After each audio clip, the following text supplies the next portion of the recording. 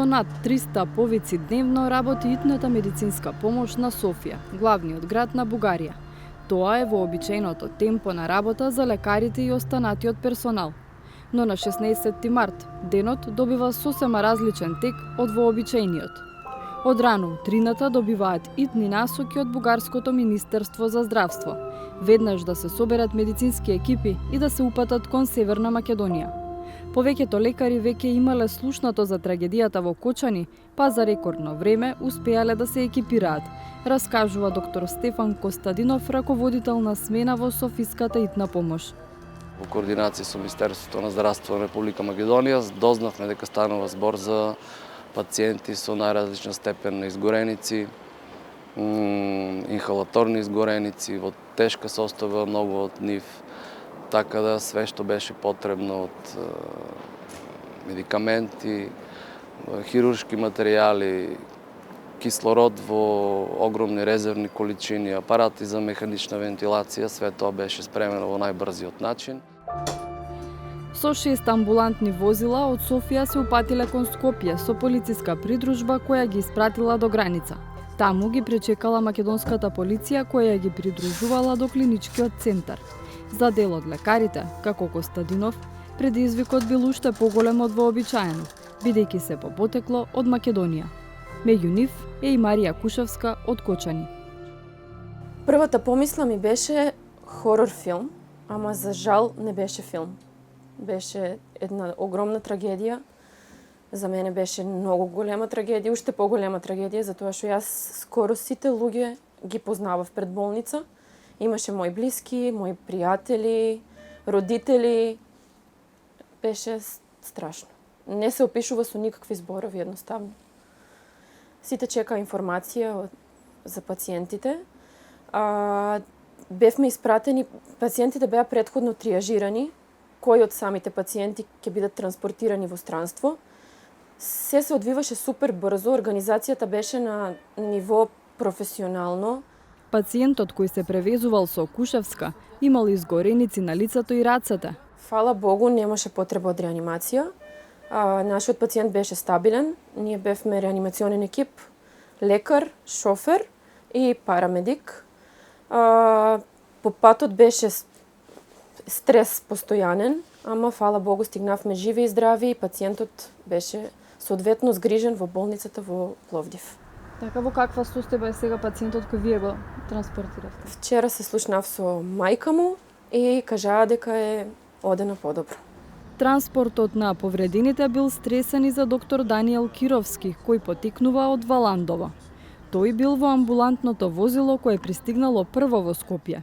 Мојот пациент беше во тешка состојба, тој беше интубиран, тој беше неконтактен, неадекватен, медикиран, како што кажав, седација и на кислородна вентилација, подршка, така да што во моето возило беше дополнително боци од кислород, имавме целата опрема за транспорт. На која возраст беше? Значи, мислам дека беше на 19 години со 35% изгореници. Но добрата координација со колегите од Македонија била клучна за брза реакција. Буквално за секунди и минути ни беа предадени пациентите со каква медикација, колегата од анестезиологија и реанимација само со неколку зборови рече медикирани се со тоа, таква инфузија е дадено, тоа е дадено со цел ние покрај транспортот да знаеме што е правено, како е правено и за тие деца со на таа голема трагедија да ги живи, да ги донесиме, да ги транспортираме до болниците во Бугарија. Јас се уште имам слики пред моите очи и во моите соништа од целата таа трагедија. И покрај тоа што ние секојдневно сме соочени со смртта, секојдневно ја гледаме смртта во 4 очи. Сте имале ли слична ситуација, да речем, на толков број пациенти да треба да се третираат истовремено? Таква трагедија, толков масова катастрофа и таква трагедија до сега не го немам видено. Тоа што го видов во Скопје горе во болницата, мислам дека беше ад, беше пекол. Раководителот на смената, доктор Костадинов, останал во Софија и од тука ја водел целата координација со амбулантните возила со болниците од другите градови во Бугарија, но и со воениот авион Спартан, кој беше вклучен од бугарските власти за спасување на повредените пациенти. Таму исто имавме постојана врска и контакт со колегите од Пловдив, кај што исто работат македонски лекари. Им испративме состојба на пациентите, што да очекуваат, како да се подготват и те. Во истиот тој момент веќе се очекуваше и слетувањето на аеродромот на воениот авион кој што превезуваше општо 8 од тешко постраданите. 5 од нив беа планирани и се знаеше дека треба да се транспортираат од аеродромот до Пирогов. Тие беа можеби првите и најтешко пострадани. Тројца од пациентите биле пренесени во болница во Варна, а тројца во Пловдив. Најголемиот дел се лекуваат во главниот град. Во Бугарија беа транспортирани 15 од повредените при пожарот во Кочани. 8 пациенти се хоспитализирани во Пирогов во Софија. Оваа болница го има еден од поголемите центри за третирање изгореници во регионот. Центарот е дел од клиниката за изгореници и пластична хирургија, каде се згрижени повредените. За нив се грижи тим од 30 на лекари. Меѓу пациентите има и деца на возраст од 15 години. Тие се третираат во посебен оддел, објаснува директорот на Пирогов Валентин Димитров. Като общия брой легла, които са в клиниката са 65, което е постоянния брой легла, който ние поддържаме. Имаме 15, плюс това 15 реанимационни легла, които са оборудвани с така съвременна апаратура и съвременни консумативи и всичко, което е необходимо. И при катастрофи, бедствия, аварии, при такива трагични инциденти като този, имаме възможност да увеличим капацитета на клиниката, така че да поемем голям брой нуждаещи се пациенти и да им осигурим високо качество и нужната помощ, за да спасим техните животи. Во однос на лекувањето и состојбата на повредените, Димитров вели дека очекува подобрување. Само един все още е интубиран, защото не позволява все още състоянието му. В момента се борим с вторичните увреждания и вторичните проблеми, които се изразяват като обща инфекция, като инфекция на дихателните пътища, по простата причина, че всяко едно изгорено място преминава през различни етапи и в един момент инфекцията е нещо, което е очаквано. Нали? Изгарянията и пораженията на горни и долни дихателни пътища, които имат тези пациенти, се нуждаят от много дълга терапия и много дълъг престой в болница, защото представете си един обикновен пациент, който се разболява от пневмония, колко време дълго боледува, докато се изчисти, докато се излекува, а тук говорим за поразяване на дихателните пътища, което е много по-драматично и по-тежко състояние. Молбата е хората да се въоръжат близките с търпение, защото това е един дълъг процес на оздравяване. Това, което бих искал да кажа позитивно, аз лично искрено се надявам и все повече съм уверен така с минаващи дни, че за тези пациенти резултата крайния ще бъде положителен. Семејствата на повредените кои се лекуваат во Софија се сместени во хотели близу болницата.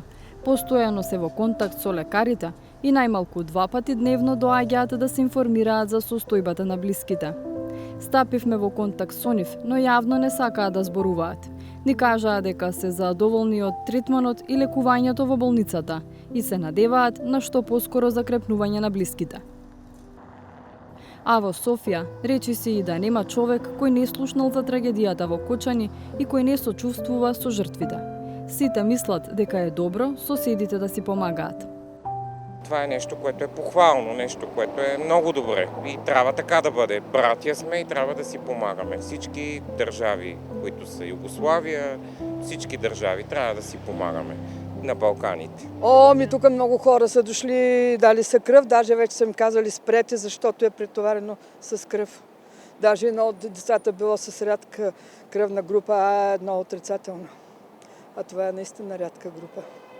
Какво да кажем? Нещастие е голямо. Когато има хора в нужда, ние като лекари е чисто човешко, нали, нали, да помогнем. Тоест, нали, това е нашата длъжност, нали, и работа, не е нещо свръх, нали, или нещо специално, просто, нали, с удоволствие като цяло си вършим работата и в такива моменти трябва всички да са съюзени, защото трагедията е голяма. Освен преку лекување, помош од Бугарија стигна и преку донации на пари за настраданите во Кочани. Пратеникот од Демократска Бугарија Манол Пејков преку неговата фондација за помалку од една недела успеа да собере 40.000 евра. Наистина реакцията беше много спонтанна, състраданието според мен просто е очевидно и по мои груби изчисления хората, които са дарили при нас са над 500. Това показва как реагират хората. Сега, нали, аз не съм институция, сигурен съм, че по други канали са реагирали хиляди хора. Видях, че пред болниците в София, Пловдив и Варна имаше големи опашки за кръводаряване, така че мисля, че реакцията беше абсолютно спонтанна и много навременна. Пејков изминатиот викенд го посети Кочани, каде се запознал со луѓето од кризниот штаб. Таму го информирале за состојбата на повредените и семејствата на настраданите. На нас не се иска парите да отидат наистина при хората, които имат най-голяма нужда. Най-лесно е да ги разпределим поравно или да ги дадем на някоя организация, която се занимава с проблемите на пострадалите, но на нас не се искаше наистина. Просто от опит знаем, че колкото повече скъсим разстоянието от парите до получателя им, толкова по-сигурно е, че ще отидат при правилните хора. За само 4 дена повеќе од 1000 луѓе се пријавиле да даруваат крв за повредените од Кочани. Според информациите од лекарите, акцијата е прекината, бидејќи се собрани доволно единици крв. Во вакви трагедии, како што велат нашите соговорници, тагата не препознава ниту народ, ниту јазик. Ќе се надовара само на едни студенти од Тетово, други колеги го кажува. Може да зборуваме различен јазик, но болката е иста. Плачиме сите исто.